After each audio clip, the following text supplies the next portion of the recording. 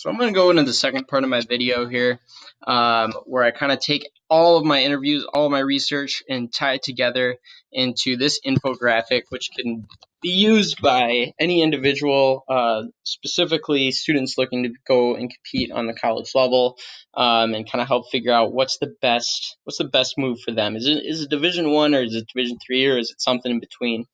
I focused on the two extremes. Hopefully, this helps cover some Division II and NAIA ground as well. And as students learn about these social emotional development components, they can help make a more informed decision. So our four components are identity foreclosure, grit, student engagement, and leadership development. Athletic identity foreclosure. So Division I athletes are less balanced student athletes generally. This means they focus much harder on competing and much harder on excellence in their sport.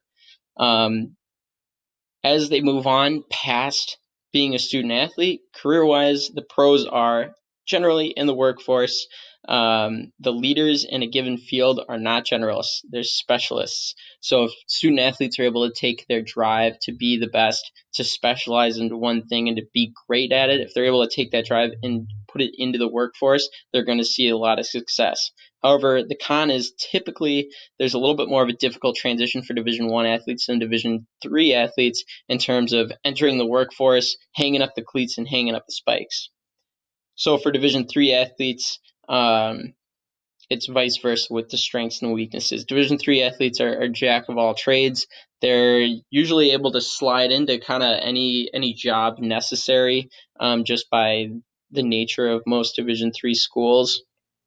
They have a much psychologically easier time leaving the athletic field behind, and jumping straight into the workforce and being successful in that way. However, they may lose out on development and grit because of a lack of deliberate practice experience. So we kind of went into grit earlier. It takes about 2 years of hard deliberate practice to develop grit.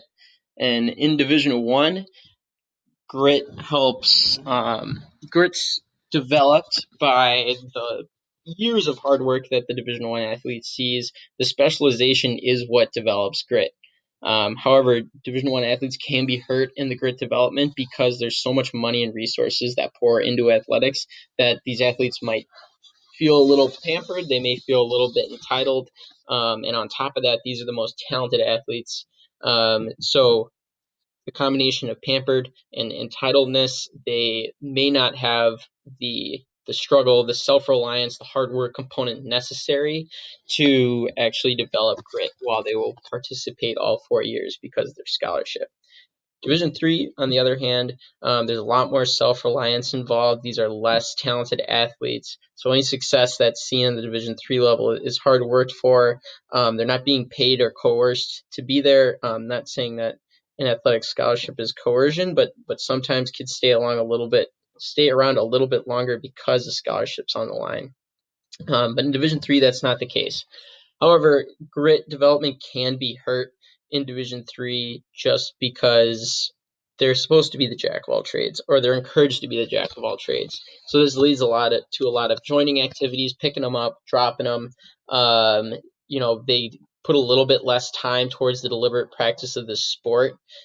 So with less deliberate practice of the sport and also a lot more picking up and dropping of clubs and activities, that's a strike against Division III in terms of grit development. So if you're a student athlete and you want to develop grit, it's really important to understand the type of athlete that you are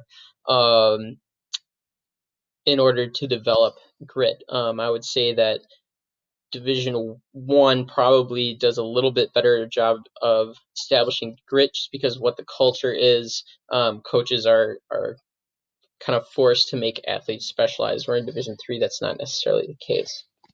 The next one is student engagement. I wasn't able to cover this in my last video, and that's just because I don't have a ton of coaches' interviews about student engagement, much more research-based. But student engagement is being able to engage with whatever the learning environment is, and it's usually linked with positive learning outcomes in the long term. So across all divisions, hands down, Division III is the best at student engagement. The athletes on the Division III level engage with their learning, the other students, their professors, much more than on the NAIA Division I or Division II levels. However, across both Division I and Division III, both groups of athletes can feel isolated within the classroom. They may also be receiving special treatment from their professors or perceive special treatment from their professors. At Division I institutions, African American student athletes, specifically from revenue generating sports, feel as though professors have lower expectations and standards for both academic performance and academic engagement.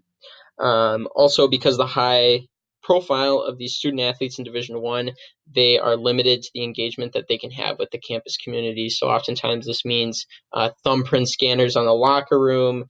At the largest institutions, students may even have their own security to specifically keep them sheltered and keep them away from everyone else. So a decrease in engagement is not necessarily good. However, if you look at what engagement affects, if it's a student coming from a high school setting where they weren't very great students in high school, engagement's really good at increasing their academic performance. However, if they're a student coming in and they've already got great grades and great academics, engagement's going to do very little for them in terms of increasing that GPA. Leadership development. A lot of these have been pro and con in terms of you can go one way or the other depending on the person as to if Division III or Division I does a better job at developing a characteristic. However, leadership development is something that is touched on from Division I and Division III. It's just come at with slightly different angles sometimes. College teams, you're going to get more opportunities to lead. Athletics is culture is ultimately what's important with athletic leadership development. So if the culture doesn't exist, there's no leadership that's going to take place. So it's important that athletes, when they're looking to get recruited, they're having that conversation with the coach of leadership, culture, values. These are the things that kind of drive the bus when it comes to developing leadership. Just being on an athletics team is not enough.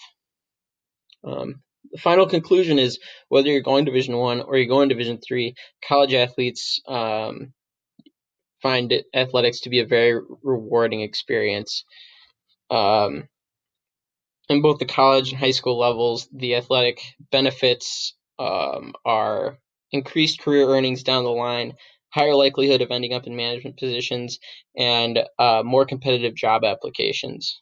So that's huge, since college athletics in Division III is focused on developing the student athlete and tying that in with the academic component. So it's nice to know that the time you're putting in, whether you're actually getting a scholarship to compete or not getting a scholarship to compete, that time that you're putting in as an athlete is going to pay off down the line.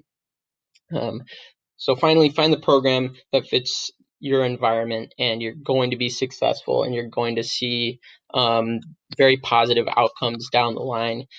These are all just generalizations, but they ring true a lot of the times, and a lot of times they ring true because of structural differences between the institutions. But anyway, this was a lot of fun. This project was a lot of fun to do.